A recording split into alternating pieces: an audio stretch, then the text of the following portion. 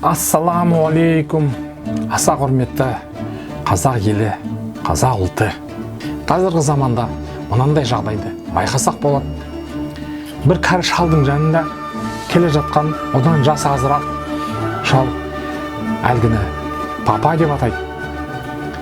Болмаса екі кемпір келе жатып, бірі-бірі мама деп атайды.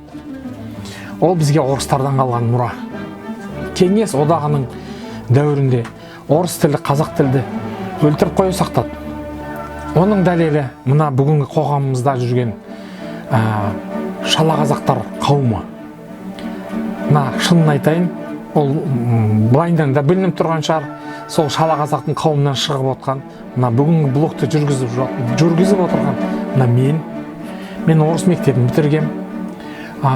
Мектепті бітіргесін институтта орыс тілі мен оның әдебиетін оқығам. Жасым 30-ға таман жақындағанда кейбір ойлар келе бастады. Көңілім жай таппай шөлдегендей болдым.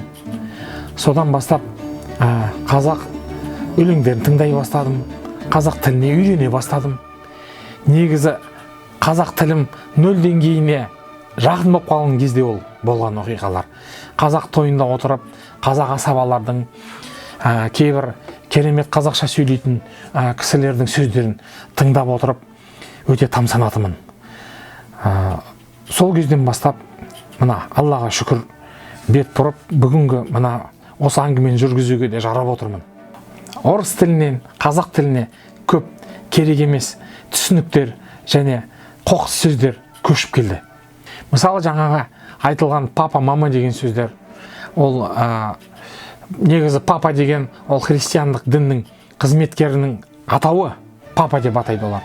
Қазақтарға, түркі тұран елдеріне ешбір қатысы жоқ ол сөздің. Орыстарға еліктеуден қазағым қашан құтылар екен? 70 жылдан аса қазақтың құлағына орыс сенің ағаң деп құйылғанның әсері ғой ол. Содан қазақтар өзіне сенбей, үкіметіміз орыс деп, өзін орыстан төмен санап, орыстың өмір салттарын үлгі қылып, сол үлгімен бірнеше буын өсті. Өмір салты орыс болып кеткен, орыс тілін қазақ тілінен артық білетін мына бүгін қоғамда қазақ бауырларымыз адасып жүр. Айнаға қараса қазақ, іш дүниесіне қараса орыс. Бауырлар, бұл проблемадан құтылудың екі жолы бар.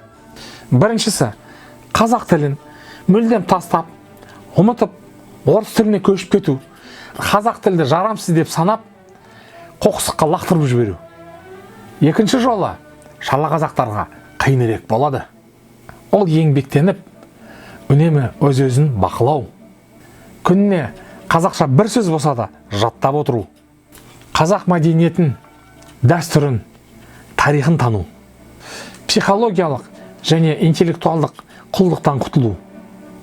Құлдықтан құтылу тарихта еш уақытта оңай болмаған. Айналайын бауырлар, әркім өз үйіне қазақша сөйлей бастаса, сол іс басқа істен қазақ ұлтына пайдалы. Балаңа бүгіннен бастап мен әке де, болмаса көке деп ата, пападан гөрі. Сол дұрыс болады. Сол қазақ әлеміне нағыз көмек. Кім ата-анасын қалай атайтынын комментте жазып берсеңіз болады. Қазақ тілі, қазақ мәдениеті, қазақ ұлты жасасын. Аумин, Аллаху акбар.